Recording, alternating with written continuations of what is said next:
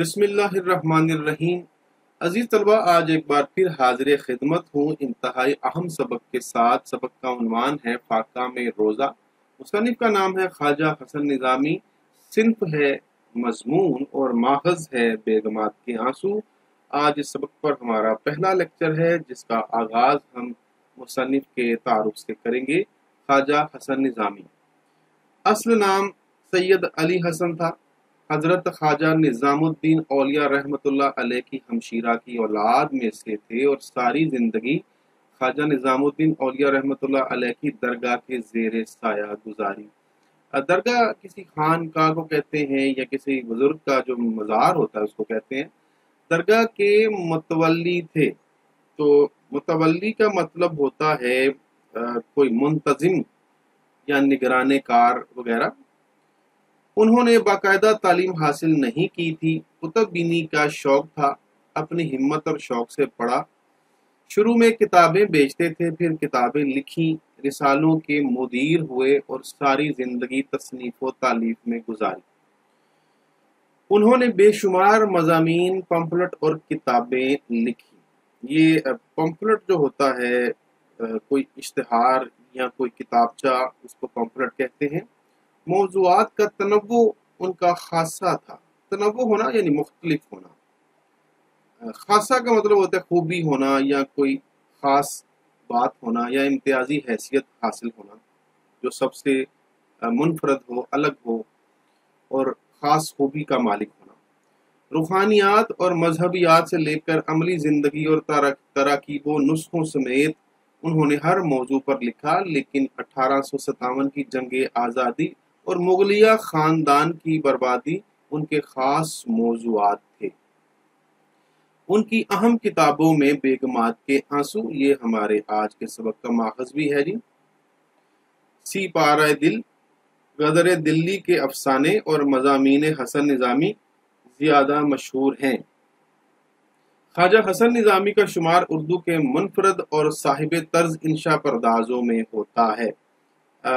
इंशा परदाजों का मतलब होता है जी नसर निगार या मजमून निगार या अदीब भी कह सकते हैं। उनकी तहरीरों में सादगी, रवानी और तासीर की खुसूसियात नुमायां हैं।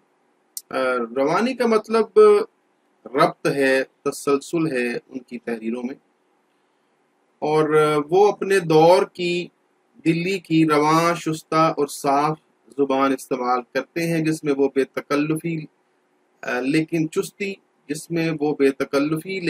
और मौजूनियत से काम लेकर सोज़ो गुदाज का उनसर पैदा कर देते हैं। चुस्ती मतलब ऐसी तहरीर जो कि रवानी और तेजी से लिखी हुई हो, या ऐसी तहरीर जो बोरियत से आ रही हो, तो हम उसको चुस्त तहरीर कह सकते हैं। मौजूनियत यानी मुनासिब होना। सोज़ो गुदास का इसका जो लफ्ज़ी मतलब है वो होता है जलने और पिघलने की कैफियत। लेकिन यहाँ इससे मुराद है रंजो गम की कैफियत। उनसर कहते हैं किसी जुज़्व को या किसी बुनियादी हिस्से को या मादा को भी कहते हैं उनसर। ख्वाजा हसन निज़ामी को मजमून नवीसी और इंशाइया निगारी में खास मलका और मकाम हासिल था। मलका यानी महारत। उन्होंने निहायत ही मुनफरद, अनोखे और दिलचस्प मौज़ूआत पर तबा आजमाई की।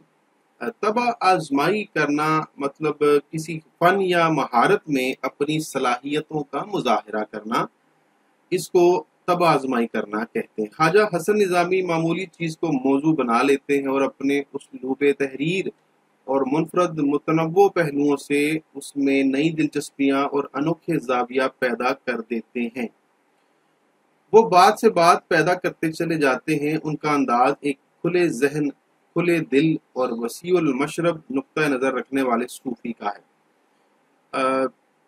नुक्ता नज़र सोचने का अंदाज, और वसीउल मशरब का मतलब होता है आज़ाद ख्याल या खुले जहन का मालिक, जो तंग नज़र ना हो या किसी खास स्कूल ऑफ थॉट में शिद्दत पसंद ना हो, उसको हम वसीउल मशरब कह सकते हैं। तो आइए अब चलते हैं, देखते हैं कि पहले सफ़ा पर मुसन्निफ ने क्या लिखा है। इस सबक का आगाज़ करने से पहले मैं एक इंतहाई अहम बात कहना चाहता हूँ, क्योंकि मैंने महसूस किया है कि इस सबक को पढ़ते ही कुछ तलबा जो हैं वो उलझाव का शिकार हो जाते हैं और कुछ असातिज़ा भी इस तज़ब्ज़ुब का शिकार रहते हैं कि आखिर इस सबक की सिन्फ़ क्या है। तो आज मैं आपको तफ़सील के साथ, दलाइल के साथ और असनाद के साथ बताऊँगा कि दर हकीकत इसकी सिन्फ़ क्या है। अगले 5 से 7 मिनट इस वीडियो के बहुत अहम होने वाले हैं। लेकिन सबसे पहले बताता चलूँ कि इस उलझाव की वजह क्या है, तो ज़रा गौर कीजिएगा। उन्वान के नीचे लिखा है ब्रैकेट में, ताजदार दिल्ली के एक कुंबे का फसाना। फसाना या अफसाना एक ही बात है। तो फसाना या अफसाना एक नसरी सिन्फ है जिसको अंग्रेजी में शॉर्ट स्टोरी कहते हैं।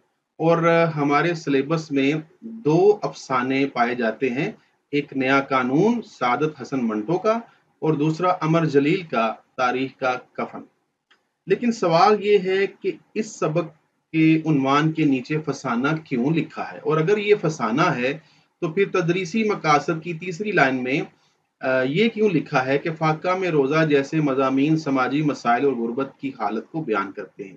तो यहाँ इस सबक को मज़ामीन में शुमार किया गया है, जबकि यहाँ ब्रैकेट में फसाना लिखा है। तो इस वजह से एक उलझाव पैदा हो जाता है। तो आइए मैं आपको बताता हूँ कि दर हकीकत इसकी सिन्फ क्या है। मैं तफसील के साथ, दलाइल के साथ और असनाद के साथ बात करूँगा। तो अज़ीज़ तलबा, ये है हमारे सबक का माहज़ बेगमात के आंसू। ये गालिबन हसन निज़ामी की इस किताब का 13वां एडिशन है, जिसका ये टाइटल आपको नज़र आ रहा है। तो ये हसन निज़ामी की इंतहाई अहम किताब है, जिसमें उन्होंने 1857 की जंग आज़ादी के बाद मुगलिया ख़ानदान की जो दर्दनाक कहानियाँ हैं, जो कि सच्ची कहानियाँ हैं, उन्होंने दिबाचा में बड़ा वाज़ेह ये बात की है कि ये सच्चे हालात व वाक़यात हैं। मैंने ये किताब पढ़ी है, दिबाचा भी पढ़ा है, बाकी कुछ जो इसमें वाक़यात और हालात हैं, वो भी पढ़े हैं। तो दर हकीकत जो मुगलिया ख़ानदान था, उसकी बर्बादी का आगाज़ हो गया था, उन पर मज़ालिम ढाए गए, उनको कत्ल किया गया और जो कुछ शहज़ादे और शहज़ादियाँ बच गए थे वो हिजरत कर गए और उस हिजरत में उनको दर-बदर की ठोकरें खाना पड़ी, उनको भीख माँगना पड़ी, उनको फाके बर्दाश्त करना पड़े, उनको मुफ़लिसी में गुज़ारा करना पड़ा। वो शहज़ादे, वो मुग़ल ख़ानदान के लोग जो कि जिनके दरवाज़ों पर माँगने वालों की लाइन लगी होती थी, वो खुद माँगने पर मजबूर हो गए थे। तो इसमें ज़्यादातर जो है ख़वातीन और बेगमात की कहानियाँ हैं, इसलिए इसका उन्वान बेगमात के आँसू है। लेकिन अगर आप फ़हरिस्त को देखें तो इसमें जो शहज़ादे हैं, जो मुग़ल ख़ानदान के शहज़ादे थे, उनके किस्से और उनके वाक़यात भी बयान किए गए हैं। अच्छा, एक और बड़ी अहम बात कि इस किताब के आगे जो फ़हरिस्त है उसमें ज़रा देखिए, यहाँ इसका उन्वान लिखा है दहलवी ताजदार के एक कुंबे का फसाना। यहाँ फाका में रोज़ा नहीं लिखा, ठीक है। 13वें एडिशन तक इसका उन्वान फाका में रोज़ा नहीं था। इसका उन्वान यही था और यहाँ भी फसाना लिखा है। लेकिन फिर ऊपर देखिए, फिर यहाँ पे लिखा है फ़हरिस्त मज़ामीन, यानी मज़ामीन की फ़हरिस्त। तो यहाँ फिर एक उलझाव पैदा किया गया है। यहाँ लिखा है फसाना, यहाँ लिखा है मज़मून। तो ये क्या माजरा है, इस पर भी बात करते हैं। अच्छा, अब देखते हैं कि इस किताब के आखिरी एडिशन में क्या लिखा है। तो टाइटल पर बेगमात के आंसू के नीचे लिखा है दिल्ली के अफसाने, और दूसरा फ़हरिस्त में इसका उन्वान जो है अब बदल कर रख दिया गया है फाका में रोज़ा। यानी पहले इसका उन्वान था दहलवी ताजदार के कुंबे का फसाना, लेकिन आखिरी एडिशन में इसको फाका में रोज़ा कर दिया गया है, जो कि हमारे सबक का भी उन्वान है। और फिर इसके अंदरूनी सफ़ात में लिखा है 1857 की गदर की कहानियाँ। तो कभी कहानी लिखा है, कभी फसाना लिखा है, कभी मज़ामीन इसको करार दिया गया है। तो आखिर हकीकत क्या है? तो मैं आपको बताता हूँ कि हकीकत क्या है। तो सबसे पहले आपके लिए ये समझना ज़रूरी है कि अफ़साना और मज़मून में फ़र्क क्या है। तो अफ़साना अदब की एक नसरी सिन्फ़ है, जो किसी एक वाक़ये या ज़िंदगी के किसी पहलू को मुख़्तसर और दिलचस्प तरीके से बयान करती है। तो ये एक اصطلاحی مفہوم ہے، لیکن یاد رکھیے کہ افسانہ کا لغوی معنی بھی ہوتا ہے۔ لغوی معنی کیا ہے؟ قصہ یا کہانی کو افسانہ کہتے ہیں، یہ اس کا لغوی معنی ہے۔ تو یہاں جو ہمارے سبق کے نیچے، عنوان کے نیچے فسانہ لکھا ہوا ہے، تو اس سے مراد اصطلاحی مفہوم نہیں ہے، اس سے مراد لغوی معنی ہے، جس کا مطلب ہے قصہ، کہانی یا حالات و واقعات بھی ہم اس کا ایک معنی لے سکتے ہیں۔ تو اب دیکھتے ہیں کہ مضمون کسے کہتے ہیں۔ سب سے پہلے لغوی معنی، مضمون عربی زبان کا لفظ ہے جس کا مطلب تحریر، بیان یا مقالہ ہوتا ہے۔ اصطلاحی معنوں میں مضمون ایک ایسی تحریر کو کہا جاتا ہے جو کسی خاص موضوع پر لکھی جاتی ہے۔ اس میں مصنف اپنے خیالات، تجربات اور تجزیے کو ایک منطقی اور آسان انداز میں بیان کرتا ہے تاکہ قاری اسے آسانی سے سمجھ سکے۔ ایک اور بات دیکھیے، مضمون کی کچھ اقسام بھی ہوتی ہیں، ٹھیک ہے، کم از کم 10 قسمیں ہیں اس کی، جن کو سمجھنا بہت ضروری ہے۔ یہ میں نے آپ کے سامنے اس سلائیڈ پر پیش کر دی ہیں مضمون کی اقسام۔ اگر سب کو پڑھوں گا تو کافی وقت لگے گا، لہٰذا میں اپنی مطلوبہ قسم جو ہے اس پر بات کرتا ہوں۔ 10ویں نمبر پر آپ دیکھ لیجئے، لکھا ہے بیانیہ اور کہانی نما مضمون۔ یہ مضامین کہانی کے انداز میں لکھے جاتے ہیں تاکہ قاری کی دلچسپی برقرار رہے۔ تو عزیز طلبہ، اب آپ کو بات کی سمجھ آ جائے گی کہ ہمارا یہ سبق جو ہے در حقیقت مضمون ہے، اور مضمون کی 10ویں قسم ہے جو کہ بیانیہ اور کہانی نما مضمون ہوتا ہے۔ تو اب آپ کو سمجھ آ گئی ہوگی کہ در حقیقت اس کو فسانے اور کہانیاں کیوں لکھا گیا ہے، کیونکہ اس مضمون میں کہانیاں بیان کی گئی ہیں یا قصے بیان کیے گئے ہیں، لیکن یہ کوئی خاص نثری صنف افسانے سے تعلق نہیں رکھتا، یہ سبق مضامین میں شمار کیا جائے گا۔ تو امید واسق ہے کہ صنف کے حوالے سے مزید کسی دلیل کی یا کسی وضاحت کی ضرورت نہیں رہی۔ تو آئیے اب بلا تاخیر پہلا پیراگراف پڑھتے ہیں اور اس کی وضاحت کرتے ہیں۔ صفحہ نمبر 21 پر پہلا پیراگراف موجود ہے۔ مصنف لکھتے ہیں کہ جب دلی زندہ تھی اور ہندوستان کا دل کہلانے کا حق رکھتی تھی، لال قلعہ پر تیموریوں کا آخری نشان لہرا رہا تھا۔ دلی کو یہاں مؤنث لکھا ہے، تو اس کی وجہ یہ ہے کہ اہل زبان نے دلی کو مؤنث ہی بولا، لکھا اور پڑھا ہے، تو ہم پر بھی لازم ہے۔ یہ واحد شہر ہے جس کو اردو زبان میں مؤنث ہی بولا جاتا ہے۔ تیموری جو ہے، یہ امیر تیمور کی جو نسل تھی اس کو تیموری کہا جاتا ہے۔ تو مغل خاندان چونکہ امیر تیمور کی نسل میں سے تھا، اس لیے اس کو تیموری کہا جا رہا ہے۔ اس کی وضاحت میں بعد میں کروں گا۔ انہی دنوں کا ذکر ہے کہ مرزا سلیم بہادر، جو ابو ظفر بہادر شاہ کے بھائی تھے، تو جو آخری مغل بادشاہ تھا بہادر شاہ ظفر، اس کے بھائی کا نام تھا مرزا سلیم بہادر، ان کا ذکر ہے جی۔ اپنے مردانہ مکان میں بیٹھے ہوئے دوستوں سے بے تکلفانہ باتیں کر رہے تھے کہ اتنے میں زنان خانہ سے ایک لونڈی باہر آئی اور ادب سے عرض کیا کہ حضور، بیگم صاحبہ یاد فرماتی ہیں۔ اچھا، یہاں جو مردانہ کا مطلب ہے مردوں کے بیٹھنے کی جگہ، یعنی مکان میں جو مردوں کے بیٹھنے کی جگہ یا حصہ ہوتا ہے مکان کا، اس کو مردانہ کہتے ہیں۔ اور زنان خانہ جہاں عورتیں بیٹھتی ہیں یا عورتوں کے بیٹھنے یا رہنے کی جگہ۔ تو ایک لونڈی جو ہے وہ باہر آ کے انہوں نے عرض کیا کہ بیگم صاحبہ یاد فرماتی۔ مرزا سلیم فوراً محل میں چلے گئے اور تھوڑی دیر میں مغموم واپس آئے۔ مغموم یعنی افسردہ یا پریشان یا غمگین۔ یہاں محل سے مراد دیکھیے، وہاں قلعے کے اندر کئی محل ہوتے تھے، بلکہ ہر شہزادے کا الگ محل ہوتا تھا، یا خاندان کے مختلف افراد کے الگ الگ محل ہوتے تھے۔ تو اس لیے کہا گیا ہے کہ وہ فوراً محل میں چلے گئے۔ جو مردانہ تھا وہ محل سے باہر تھا۔ ایک بے تکلف ندیم نے عرض کیا، خیر باشد، مزاج عالی مقدر پاتا ہوں۔ اچھا، تو ندیم یہاں کہتے ہیں ہم نشین کو، جو آپ کے ساتھ اٹھتا بیٹھتا ہو، یقیناً وہ دوست بھی ہو سکتا ہے۔ خیر باشد کا مطلب ہے فارسی میں کہ خیریت تو ہے۔ تو ایک سوال کیا اس نے، خیریت پوچھی کہ خیریت تو ہے، کیونکہ اس نے مرزا سلیم بہادر کو افسردہ دیکھا۔ مزاج عالی مقدر پاتا ہوں، تو یہاں جو مقدر کا لفظی مطلب ہے وہ ہے ملول ہونا یا غمگین ہونا؟ مرزا نے مسکرا کر جواب دیا، نہیں کچھ نہیں، بعض اوقات اماں حضرت خواہ مخواہ ناراض ہو جاتی ہیں۔ تو یہاں اوپر جو لکھا ہے بیگم صاحبہ، اس سے مراد ہے مرزا سلیم بہادر کی والدہ۔ تو انہوں نے کہا کہ اماں خواہ مخواہ یعنی بلا وجہ ناراض ہو جاتی ہیں۔ کل شام کو افطاری کے وقت نتھن خان گویا گا رہا تھا اور میرا دل بہلا رہا تھا۔ گویا یعنی گائک، جس کو انگریزی میں سنگر بھی کہتے ہیں۔ اس وقت اماں حضرت قرآن شریف پڑھا کرتی ہیں۔ ان کو یہ شور و گل ناگوار معلوم ہوا، یعنی شور شرابہ ناگوار معلوم ہوا، یعنی برا محسوس ہوا۔ آج ارشاد ہوا ہے کہ رمضان میں گانے بجانے کی محفلیں بند کر دی جائیں، بھلا میں اس تفریحی عادت کو کیوں کر چھوڑ سکتا ہوں؟ ادب کے لحاظ سے قبول تو کر لیا، مگر اس پابندی سے جی الجھتا ہے۔ حیران ہوں کہ یہ 16 دن کیوں کر بسر ہوں گے۔ تو 16 دن ابھی رمضان کے باقی رہتے ہیں، اس لیے وہ کہہ رہا ہے کہ باقی رمضان کے دن کیسے گزاروں گا۔ جی الجھنا کا مطلب ہوتا ہے بے چین ہونا، گھبراہٹ ہونا وغیرہ وغیرہ۔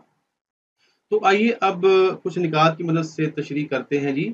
سب سے پہلی بات، ایک بڑا اہم جملہ ہے اس میں جس سے اس سبق کا آغاز ہوتا ہے، جب دہلی زندہ تھی۔ اس میں ایک نہیں تین باتیں ہیں جو کہ وضاحت کرنے کے قابل ہیں۔ سب سے پہلی بات کہ اس شہر کو مؤنث لکھا بولا اور پڑھا جاتا ہے کیونکہ اہل زبان نے اس کو ایسے ہی بولا ہے۔ یہاں بھی مصنف نے لکھا ہے کہ جب دہلی زندہ تھی، تو ہمارے لیے بھی یہ لازم ہے کہ ہم اس کو مؤنث ہی بولیں۔ دوسری بات کہ اس کے دو نام ہیں، دلی بھی بولا جاتا ہے اور دہلی بھی بولا جاتا ہے۔ تو عام اردو بول چال میں آج بھی اسے دلی ہی بولا جاتا ہے، اور کلاسیکل شعراء نے اپنی شاعری میں اس کو دلی ہی لکھا ہے اور بولا ہے اور پڑھا ہے۔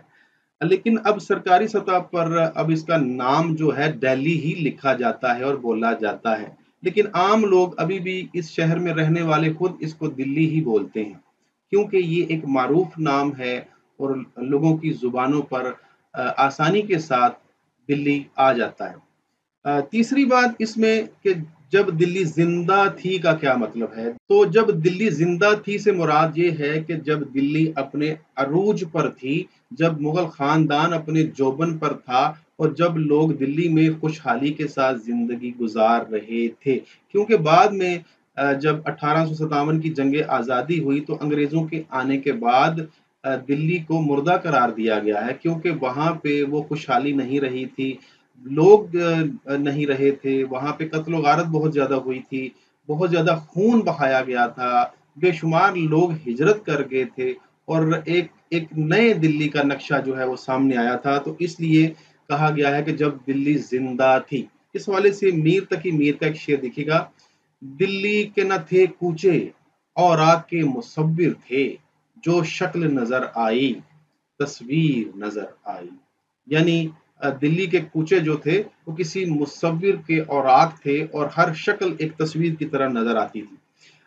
جب دلی اجڑ گئی یا برباد ہو گئی اور انگریزوں نے وہاں پہ خون بہایا اور بے شمار قتل و غارت کی، تو اس کے حوالے سے سر سید احمد خان کا ایک قول ہے کہ آسمان سے کوئی بلا ایسی نہیں تھی جس نے زمین پر پہنچنے سے پہلے کسی مسلمان کا گھر نہ ڈھونڈا ہو۔ تو یہ ایک تاریخ ہے جو کہ خون سے رقم کی گئی ہے، اس میں اتنا خون بہایا گیا، اتنے قتل کیے گئے۔ کہتے ہیں کہ صرف ایک مہینے کے اندر دلی شہر میں 27,000 مسلمانوں کو قتل کیا گیا، اور ہزاروں کی تعداد میں دلی کو چھوڑ کر لوگ ہجرت کر گئے، اور کچھ شہر کے باہر آ کے آباد ہو گئے، کچھ دوسرے شہروں میں چلے گئے۔ دوسرا اس میں تیموری کی وضاحت کرنا بھی ضروری ہے کہ جملہ ہے کہ لال قلعہ پر تیموریوں کا آخری نشان لہرا رہا تھا۔ تو تیموری در حقیقت مغلوں کو ہی کہا جاتا ہے۔ آخر کیوں کہا جاتا ہے؟ کیونکہ یہ امیر تیمور کی نسل میں سے تھے، جو کہ سینٹرل ایشیا میں ایک بہت بڑی ریاست کا مالک تھا۔ امیر تیمور در حقیقت یہ ایک ترک منگول تھا، اور بعد میں یہ اگرچہ منگول ہی تھا لیکن مسلمان ہو گیا تھا، تو پھر اس نے وہاں پہ ایک طاقتور ریاست قائم کی، تو اس کی نسل میں سے مغل خاندان تھا۔ جیسا کہ آپ لوگ جانتے ہوں گے کہ ہندوستان میں مغل امپائر کی بنیاد رکھنے والا ظہیر الدین بابر تھا، جس نے 1526 میں ہندوستان کو فتح کیا اور مغل سلطنت کی بنیاد رکھی۔ تو ظہیر الدین بابر در حقیقت امیر تیمور کی نسل میں سے تھا، اور کہا جاتا ہے کہ ظہیر الدین بابر کا جو باپ تھا اس کا نام تھا عمر شیخ مرزا، اور یہ عمر شیخ مرزا جو تھا یہ ترکستان کا حاکم تھا اور امیر تیمور کی نسل میں سے تھا۔ تو جو ظہیر الدین بابر ہے اس کا شجرہ نسب والد کی طرف سے امیر تیمور سے جا ملتا ہے اور والدہ کی طرف سے چنگیز خان سے جا ملتا ہے۔ تو دو بڑے فاتحین کی اولاد میں سے ظہیر الدین بابر تھا، اور اس نے ثابت کیا کہ وہ بھی ایک بڑا فاتح ہے، اور اس طرح اس نے ہندوستان کو فتح کر کے یہ صحرا اپنے سر سجایا۔ تو 1526 میں اس مغل سلطنت کی بنیاد رکھی گئی تھی، جس کو تیموری سلطنت بھی کہا جاتا ہے، اس وجہ سے کہ امیر تیمور جو ہے یہ اس کی نسل میں سے تھے۔ تو اس پیراگراف میں ایک کردار ہے جس کا نام ہے مرزا سلیم بہادر، جو کہ مردانہ حصے میں، قلعے کے مردانہ حصے میں اپنے دوستوں سے بے تکلف باتیں کر رہے تھے کہ اچانک زنان خانے سے، زنان خانہ کہتے جہاں پہ عورتیں یا پھر خواتین جو ہیں ان کے بیٹھنے کی جگہ ہوتی ہے، تو وہاں سے ایک لونڈی جو ہے وہ آتی ہے اور آ کر مرزا سلیم کو کہتی ہے کہ بیگم صاحبہ جو ہیں وہ آپ کو یاد فرما رہی ہیں۔ تو مرزا سلیم جو ہے وہ فوراً محل میں چلے جاتے ہیں، یعنی اپنی والدہ کے محل میں چلے جاتے ہیں، اور جب تھوڑی دیر بعد واپس آتے ہیں تو وہ افسردہ ہوتے ہیں، ان کا چہرہ اترا ہوا ہوتا ہے، وہ پریشان ہوتے ہیں، مغموم ہوتے ہیں۔ تو مرزا سلیم بہادر کو جب ایک ہم نشین نے، ایک دوست نے ان کو پریشان دیکھا، ان کے چہرے کو لٹکا ہوا دیکھا، تو ان سے کہا کہ خیریت تو ہے، خیر باشد، آخر آپ کے مزاج عالی کو میں کیوں کر ملول پاتا ہوں؟ تو انہوں نے مسکرا کر جواب دیا کہ نہیں، کچھ نہیں۔ پھر کچھ دیر بعد کہنے لگے کہ بعض اوقات اماں حضرت خواہ ناراض ہو جاتی ہیں، کل شام کو افطاری کے وقت نتھن خان گویا گا رہا تھا اور میرا دل بہلا رہا تھا۔ تو ہوا کیا تھا کہ ایک دن پہلے جو ہے ایک سنگر، ایک گائک نتھن خان جو ہے اس کو بلایا گیا تھا اور موسیقی کی محفل سجائی گئی تھی، تو اماں حضرت ناراض ہو گئی تھیں، اور مرزا سلیم بہادر کہہ رہے ہیں کہ خواہ مخواہ ناراض ہو جاتی ہیں۔ تو ان کے نزدیک محفل موسیقی کوئی بری بات نہیں، اور رمضان کے مہینے میں بھی وہ اس کو اس ایسی محافل کو منعقد کیا کرتے ہیں اور اس کو برا نہیں سمجھتے۔ تو پھر کہنے لگے کہ اس وقت اماں حضرت قرآن شریف پڑھا کرتی ہیں، یعنی جس وقت وہ گویا گا رہا تھا تو ان کی والدہ قرآن شریف پڑھا کرتی ہیں، کیونکہ وہ افطاری کا وقت ہوتا ہے۔ ان کو یہ شورغل ناگوار معلوم ہوا۔ آج ارشاد ہوا ہے کہ رمضان میں گانے بجانے کی محفلیں بند کر دی جائیں۔ تو ان کی والدہ نے، جو کہ اس وقت قرآن شریف پڑھا کرتی تھیں، ان کو یہ بات بری معلوم ہوتی تھی کہ میں قرآن پڑھ رہی ہوں اور دوسری طرف محفل موسیقی چل رہی ہو، یا پھر رمضان کے مہینے کا ہی کچھ خیال کر لینا چاہیے، اس مہینے میں ہی کم از کم موسیقی کی محفلیں بند کر دینی چاہیے۔ تو انہوں نے اپنے بیٹے کو منع فرما دیا، حکم دے دیا کہ اس پر آج سے پابندی ہے۔ تو عزیز طلبہ، اس پیراگراف میں ہمارے لیے ایک نصیحت بھی ہے، ہمارے لیے ایک پیغام بھی ہے کہ محفل موسیقی کوئی اچھی چیز نہیں ہے، اس کو ہمارے مذہب میں، ہمارے دین میں ناپسند کیا جاتا ہے۔ عام لوگ تو خیر موسیقی کی محفلیں سجاتے ہی رہتے ہیں، لیکن وہ لوگ جو ذرا مذہبی ہیں، دینی شعور رکھتے ہیں یا صوم و صلات کے پابند ہیں، وہ اس پر سختی سے عمل کرتے ہیں اور اس کو ناپسند کرتے ہیں، اس پر پابندی لگاتے ہیں۔ تو چونکہ جو مرزا سلیم بہادر کی والدہ ہیں وہ صوم و صلات کی پابند تھیں، تو انہوں نے اس پر رمضان میں خاص طور پہ پابندی لگا دی تھی اور ان کو منع کر دیا تھا۔ اور اس کے علاوہ یہ بھی کہا جاتا ہے کہ وہ قوم جو کہ عیش پرستی میں پڑ جاتی ہے یا خاص طور پہ ناچ گانے کی محفلوں میں پڑ جاتی ہے، وہ بہت جلد برباد ہو جاتی ہے۔ اور ایک اور بھی اس میں پیغام ہے کہ یہ جو مغل خاندان ہے، اس کی بربادی کی سب سے بڑی وجہ ان کی عیش پرستی اور ایسی جو محافل تھیں، یہ وجہ بنی تھی۔ اور یہ ایک لمبی بحث ہے، لمبی باتیں ہیں جو کہ فی الحال ہمارا موضوع نہیں ہے، اس پر پھر کبھی بات کریں گے۔ تو ایک الطاف حسن حالی کا شعر پیش کرنا چاہوں گا جو آپ تشریح میں لکھ سکتے ہیں۔ کسی قوم کا جب الٹتا ہے دفتر، تو ہوتے ہیں مسخ ان میں پہلے تمنگر۔ یعنی جس قوم کی بربادی کا آغاز ہوتا ہے تو سب سے پہلے اس کے اہل ثروت لوگ، اس کی اشرافیہ بگڑ جاتی ہے۔ تو ہمارے دین میں چونکہ محفل موسیقی کی ممانعت ہے، تو اس حوالے سے یہ حدیث پیش کرنا چاہوں گا جو حضرت علی سے مروی ہے۔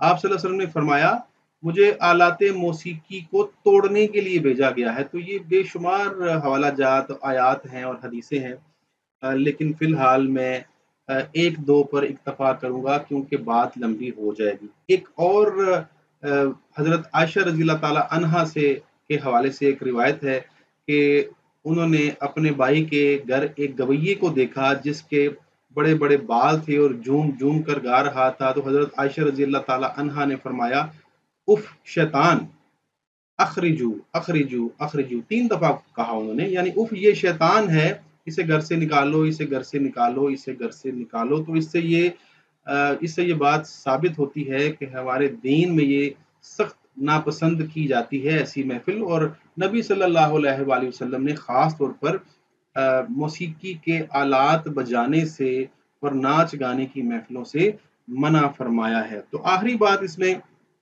کیونکہ مرزا سلیم بہادر پریشان تھے، الجھ گئے تھے، اور وہ نہیں چاہتے تھے کہ نتھن خان گویے کی محفل کو بند کیا جائے، اور خاص طور پر رمضان کی محفل، رمضان کے دنوں میں یہ محفل بند کر دی جائے، تو وہ سوچ رہے تھے کہ بھلا میں اس تفریحی عادت کو کیسے چھوڑ سکتا ہوں، آخر اگلے جو رمضان کے 16 دن ہیں وہ کیوں کر بسر ہو سکیں گے۔ تو یہاں پہ یہ پیراگراف جو ہے وہ ختم ہو جاتا ہے۔ تو آئیے اب چلتے ہیں اگلے پیراگراف کی جانب، یعنی پیراگراف نمبر 2 پڑھتے ہیں، بلکہ پیراگراف نمبر 2، 3 اور 4 کو پڑھتے ہیں جو کہ صفحہ نمبر 21 اور 22 پر موجود ہیں۔ تو مصاحب نے ہاتھ باندھ کر عرض کیا، مصاحب یعنی ہم صحبت شخص کوئی بھی جو آپ کی محفل میں موجود ہو، حضور یہ بھی کوئی پریشان ہونے کی بات ہے، شام کو افطاری سے پہلے جامع مسجد تشریف لے چلا کیجئے، عجب بہار ہوتی ہے، رنگ برنگ کے آدمی طرح طرح کے جمگٹے دیکھنے میں آئیں گے۔ جمگٹے یعنی ہجوم یا مجمع آپ کہہ سکتے ہیں۔ خدا کے دن ہے، خدا والوں کی بہار بھی دیکھیے۔ مرزا نے اس صلاح کو پسند، یعنی اس مشورے کو پسند کیا، اور دوسرے دن مصاحبوں کو لے کر جامع مسجد پہنچے۔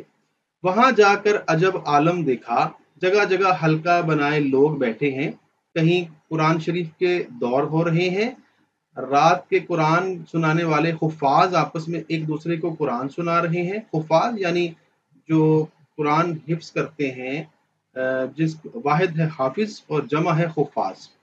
کہیں مسائل دین پر گفتگو ہو رہی ہے، دو عالم کسی فقہی مسئلہ پر بحث کرتے ہیں اور 20 آدمی ارد گرد بیٹھے مزے سے سن رہے ہیں۔ فقہی مسئلہ جو فقہ سے متعلق ہو، کسی جگہ توجہ اور مراقبے کا حلقہ ہے۔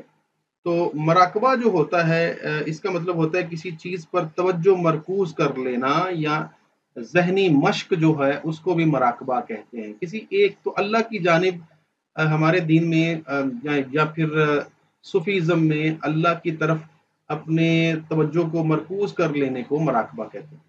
کہیں کوئی صاحب وظائف میں مشغول ہے، الغرض مسجد میں چاروں طرف اللہ والوں کا ہجوم ہے۔ آگے لکھا ہے جی، کلو جدید لذیذ۔ اچھا، اس کا جو ترجمہ ہے نیچے دیا گیا ہے جی، ہر چیز، ہر نئی چیز مزیدار معلوم ہوتی ہے۔ مرزا کو یہ نظارہ نہایت پسند آیا اور وقت بہت لطف سے کٹ گیا، تو بڑے مزے سے ان کا وقت کٹ گیا۔ اتنے میں افطار کا وقت قریب آیا، سینکڑوں خوان افطاری کے آنے لگے اور لوگوں میں افطاریاں تقسیم ہونے لگیں۔ یہ خوان جو لفظ ہے، یہ کھانے کے تھال کو کہتے ہیں، جو بڑے بڑے تھال ہوتے ہیں، تو کسی بڑے تھال میں یا بہت بڑے بڑے تھال جو تھے ان میں افطاری آنے لگی اور لوگوں میں تقسیم ہونے لگی۔ خاص محل سلطانی سے متعدد خوان مکلف چیزوں سے آراستہ روزانہ جامع مسجد میں بھیجے جاتے تھے تاکہ روزہ داروں میں افطاری تقسیم کی جائے۔ اچھا جی، مکلف کا مطلب جو ہوتا ہے سجا ہوا یا تکلیف دیا گیا یا پرتکلف بھی کہہ سکتے ہیں آپ۔ یعنی ایسا کام جس میں کوئی تکلیف اٹھا کر اس کو سجا کر بنا کر پیش کرے، اس کو مکلف کہتے ہیں۔ تو ایسے تھال تھے، ایسے خوان تھے جو کہ بڑے پرتکلف یا سجے ہوئے آراستہ آرائش کے ساتھ جامع مسجد بھیجے جاتے تھے۔ اس کے علاوہ قلعہ کی تمام بیگمات اور شہر کے سب امراء علیحدہ سے افطاری کے سامان بیچتے تھے، اس لیے ان خانوں کی گنتی سینکڑوں تک پہنچ جاتی تھی۔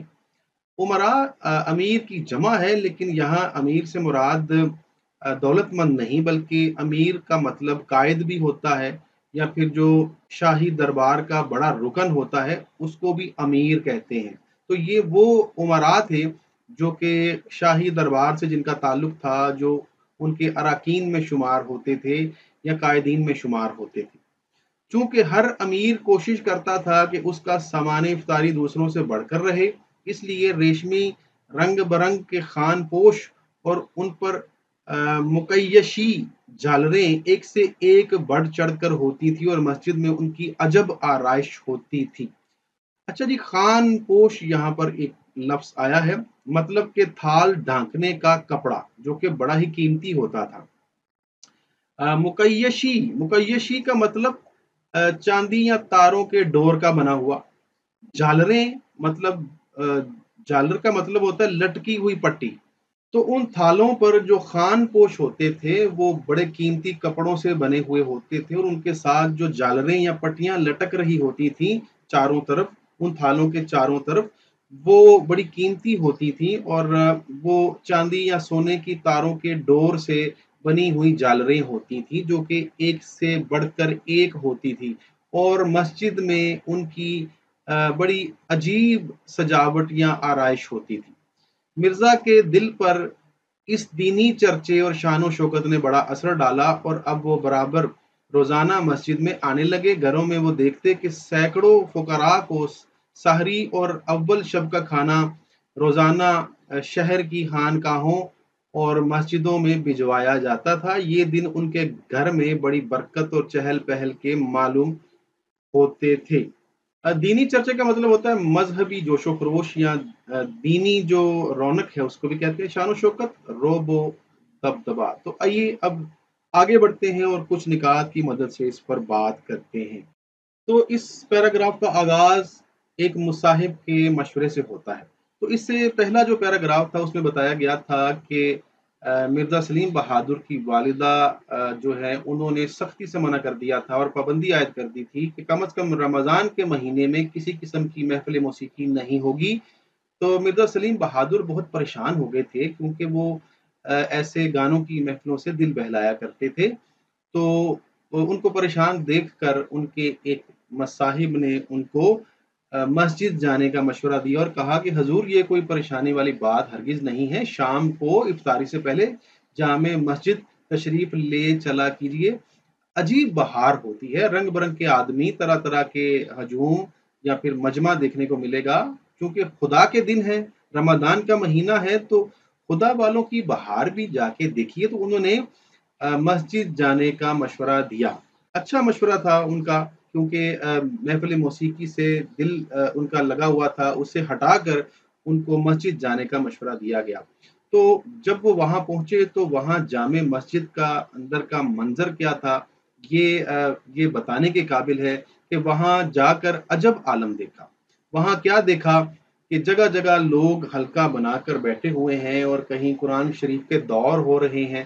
تو یہ جو حفاظ کرام ہوتے ہیں، یہ جب قرآن حفظ کرتے ہیں تو ایک دوسرے کو قرآن سناتے ہیں، کبھی ایک سناتا ہے، کبھی دوسرا، کبھی تیسرا، تو اس کو قرآن شریف کے دور کہتے ہیں، ٹھیک ہے۔ اس کے علاوہ کہیں مسائل دین پر گفتگو ہو رہی ہے، یعنی مختلف جو دینی مسائل ہیں ان پر بحث ہو رہی ہے، گفتگو ہو رہی ہے۔ کہیں دو عالم جو ہیں وہ کسی فقہی مسئلے پر بحث کر رہے ہیں اور بیسیوں آدمی ارد گرد بیٹھے مزے سے سن رہے ہیں، یعنی ہر طرف ایک دینی چرچا تھا، ایک دینی ماحول تھا، اور رمضان کا مہینہ بھی تھا۔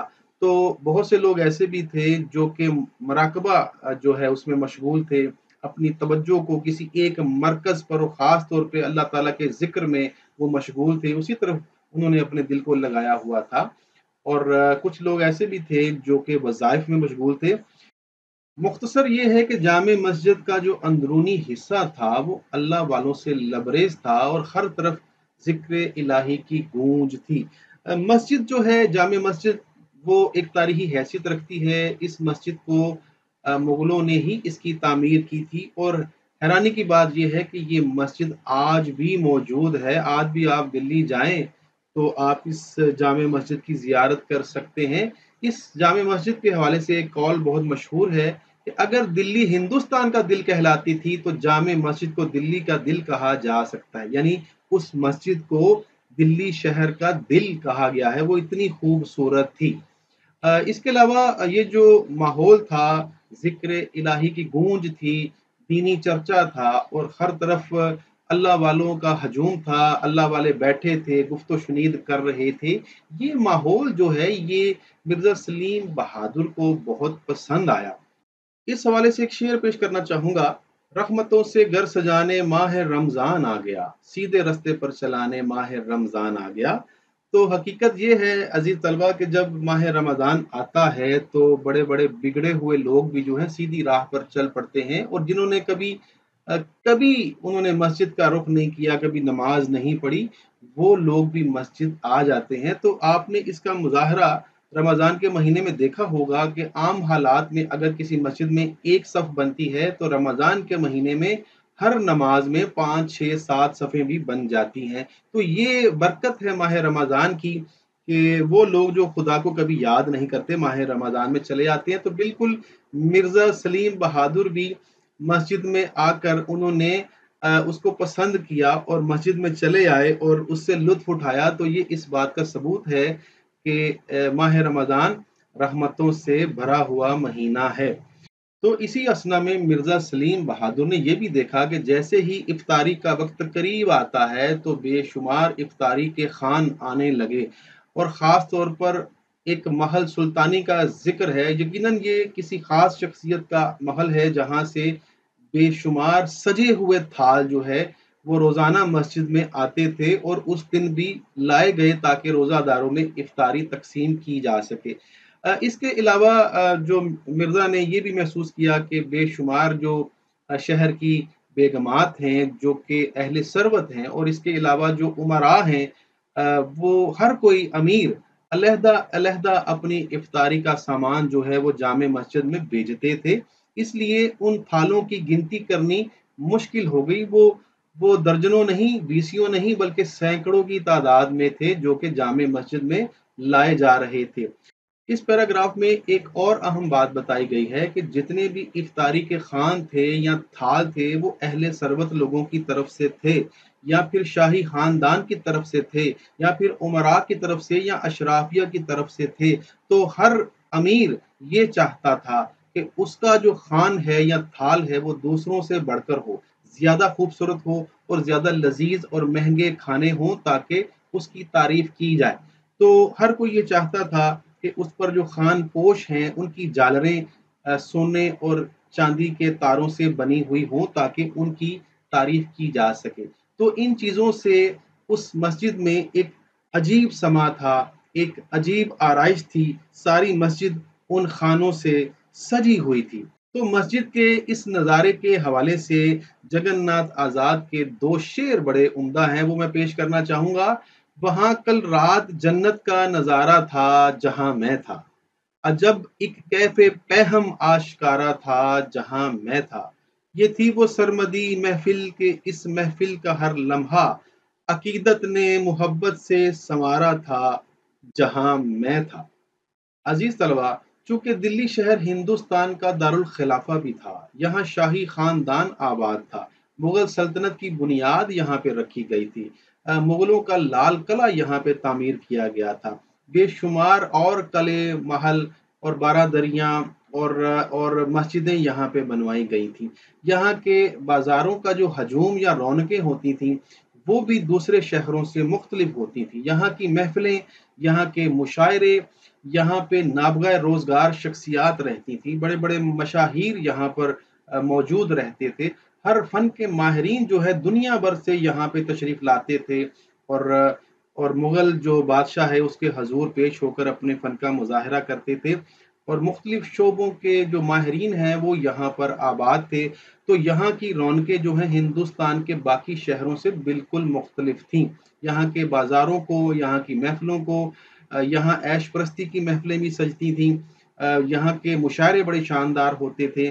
تو اس لیے یہاں کی رونقوں کو چھوڑ کر کوئی جانا نہیں چاہتا تھا۔ بڑے بڑے شعراء نے بھی اس کو چھوڑنے کے حوالے سے یا نہ چھوڑنے کے حوالے سے اشعار کہے ہیں۔ تو ایک شعر میں یہاں پیش کرنا چاہوں گا: ان دنوں گرچہ دکن میں ہے بڑی قدر سہن، کون جائے ذوق پر دلی کی گلیاں چھوڑ کر۔ تو استاد ابراہیم ذوق نے بھی دلی کی گلیوں کو دکن سے یا ہندوستان کے باقی شہروں کی رونق سے زیادہ اہمیت دی ہے۔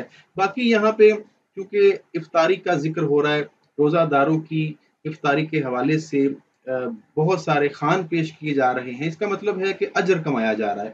تو دوسروں کی افطاری کروانا اور دوسروں کے لیے اس کا اہتمام کرنا، اس کا انتظام کرنا، اس کا اللہ کے حضور بڑا اجر ہے، بڑا ثواب ہے۔ تو اس حوالے سے ایک فرمان پیش کرنا چاہوں گا۔ آپ صلی اللہ علیہ وسلم نے فرمایا: جس نے کسی روزے دار کو افطار کروایا اسے روزے دار کے برابر ثواب ملے گا اور روزے دار کے ثواب میں کوئی کمی نہیں ہوگی۔